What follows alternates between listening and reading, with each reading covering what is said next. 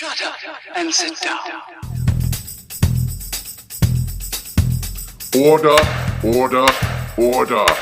This is the case of the people against the wilds on Amazon Prime Video. I am the Right Honourable Judge Simon, and we will hear testimony now from our key witnesses, a couple of nerds. And if you enjoy our silly videos, please remember to like, comment, subscribe, and hit that bell thing next to the subscribe button. That would be very kind of you. So we would like to talk about one of my favourite TV shows from last year, which only came out in December, and it is on Amazon Prime and is available right now. It is set on a deserted island where a group of high school girls crash land and find themselves marooned. However, as is common with deserted islands, there is a suspicion that all might not be quite as it seems. So you might be listening to this and thinking, wow, that sounds a lot like Lost. It also sounds a lot like Lord of the Flies, and I've done the whole people stranded on the island thing, and man, Lost wasn't very well planned and went on forever. You could be forgiven in thinking that. Just on the surface, this show has a lot in common. However, when you scratch beneath the surface, I think there's a lot about this show that's incredibly authentic. There's a ton of really deep character development, very, very relatable people, and the plot feels a lot more planned out and a lot more revealed. It moves along at a much faster clip than Lost and makes a ton more sense. So park all of your Lost reservations at the door. I don't think you need to worry about that. I am really surprised that I haven't heard many people talking about this show. And I get, like Simon says, we've seen a lot of shows where people get stranded in isolated places, have to forge alliances, try to survive somehow, go find the pig who's holding the conch. We've all done it. It feels done to death. However, while it is set on that deserted island, it's actually a frame for exploring female friendships, and specifically adolescent female friendships, and how in that period of your life you are exploring what your identity is, and you're finding out which parts of your identity belong to you and which parts are imposed on you by the world. And by these girls being taken away from the world, they're able to explore that in a way that we haven't seen before. And I feel like this show has explored and shown female relationships and the challenges of adolescence in a way that I've never seen before. And it really touched me, and I find myself thinking about it days later, which rarely happens for me. So I do find this show incredibly important for that reason. Yeah, I rarely find myself thinking about anything anytime later. But yeah, this really stuck with me as well. And, you know, during the first episode, the show intentionally paints the lead characters as stereotypical. There's the super fancy girl with all of her makeup who looks immaculately dressed, and there's the ultra religious girl who's got really tough opinions on everything. There's the Native American girl who was born into poverty. There's the wild girl who's really comfortable surviving out there. And there's the sporty one with Olympic ambitions, whose entire identity is around sport. And her twin sister, who is a nerd. But every single episode peels back the onion on the backstory of these characters. And as with real people, nothing is quite what it seems. You know, they may appear to be stereotypical, and I think that says something about the judgment that society has on teenagers. But you learn a ton of really deep things about these characters. You learn what they've been through, the challenges that they've had, that you may not have assumed at first glance.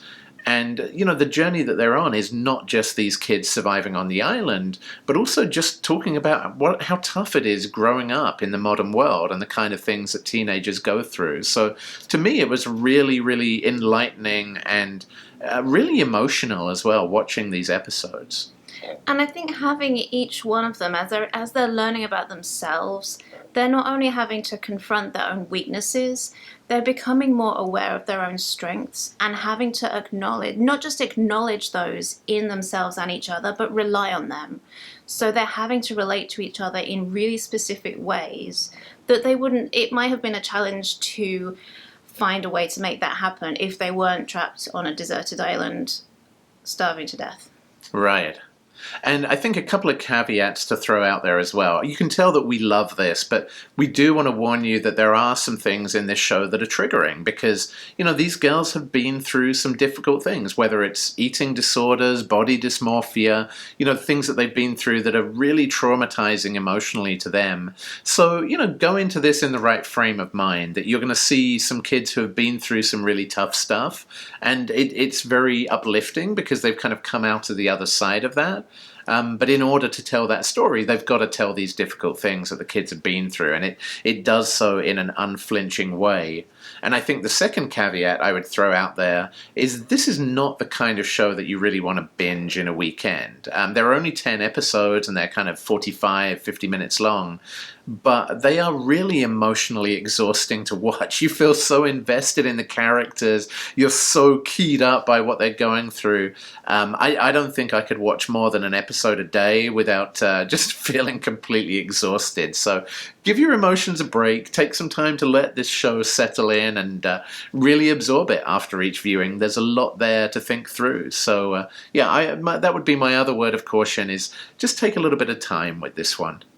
I did like how even though it did take an unflinching look at that trauma, and there were, flashbacks, and you got to see them going through some really difficult times, it was dealt with in a really responsible way for the most part, and the trauma was given the weight it deserved, but also the way they navigated recovering and moving on from that trauma without erasing it. It was never the case that someone would face a trauma, they would discuss it in a group one night over drinks, then they were fine the next day. I liked how it showed this trauma, and it took a while for them to process it, and it wasn't something that was just talked about and then forgotten, you've moved on from it. They were allowed to take time to heal. And that felt incredibly realistic for people that have been through trauma.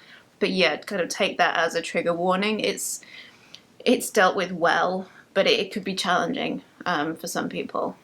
Yeah, and I think we've talked a lot about the girls on the island. What we haven't talked about is this underlying plot. And no spoilers here. We're only going to talk about what's been seen in the trailer, so you're safe to listen in. But even in the trailer, they reveal that everything might not be as it seems, and there is something of a sinister organization who are at the very least keeping tabs and keeping an eye on these girls on the island. And I've got to say, as that story is unveiled, I don't think I'd ever heard that plot line. Like, I think a sinister organization watching people is very much a trope, and it's been done to death. But the actual objective of this organization was really unique and just a really interesting thing to think through. So I can say no more without spoiling it. But I'd love to hear what other people who have seen this show thought of the quote unquote villains in this story. The other thing I wanted to call out as well is, so this was filmed in Auckland in New Zealand, and as you could expect, I've never been there, but the scenery is stunning. It's absolutely incredible. The scenes of the black sand beaches that these girls are stranded on, the mountains and the cliffs and the rainforest, it just looks incredible. The kind of thing that, I think most of us think, if we were stranded on a desert island, like if we could just find some fruit or some kind of food source, maybe some fresh water, it wouldn't be that bad. But I think they accurately reflect the horror of just finding out that your resources are so limited, your fresh water is really hard to come by, and how do you boil it, and just all the challenges of actually surviving. So that I really liked. But the other thing to call out is half of the scenes are set on this black sand beach in Auckland. Half of the sets are actually filmed on a soundstage. And I only learned that today after watching the entire first season. And I still could not tell you which scenes were on the soundstage and which scenes were on the actual beach. I think the continuity between the set and the real location was just incredible. At the end of the final episode, there were some loose ends, and there were some sneak peeks and some incredibly intriguing hints. And I was so relieved that they have announced that there will be a second season. Yes. So my life can continue. Good choice, Amazon. And I am so excited to see it. I'm not sure when it will be coming out, but I'm so relieved that it is, because the first season was, it's must-see TV for anyone who has been, will be, or has met an adolescent girl at any point in their life. It really is such a powerful show to watch. And I'm really looking forward to the second season. Yeah, for a couple of nerds, it cannot come soon enough. Enough from the character witnesses. I now want to hear about another crime. Apparently, somebody stole the show. So for us, the character that stole the show was a character called Leah, who in the very first episode of The Wilds is painted as an incredibly dislikable character. There's a lot of judgment that comes out from you as a viewer watching the situation she's created for herself, and she makes a lot of very, very questionable choices. But it's to the testament of Sarah Pidgeon, the actor who plays Leah, but also the writers and the show itself, the way it then digs so much deeper into her character that you begin to get on board with her. And as the show progresses, she is the character that you start rooting for more and more, because she's the primary girl on the island who is more and more skeptical about what's really going on, and do people have secrets, and maybe there's a camera hidden somewhere. And she just, she's the one who, if you feel like if anyone is going to unravel this mystery and get these girls home, it's probably Leah. So I just think kudos to the writers, to the directors, to Sarah Pidgeon, the actor, for taking Leah on that character arc from almost a villainous character to the hero of the show. Just incredible. Silence! I will now deliver my Nerdict, for I have heard enough. I decree that The Wilds is found guilty of being somewhat too heavy to binge, but surprisingly emotionally intelligent, and one of the best watches on Amazon Prime Video from 2020. I award The Wilds 5 stars. Thank you for watching The Nerdict from Nerd Safari. We will be back tomorrow. Don't forget to like and subscribe. Peace out, nerds.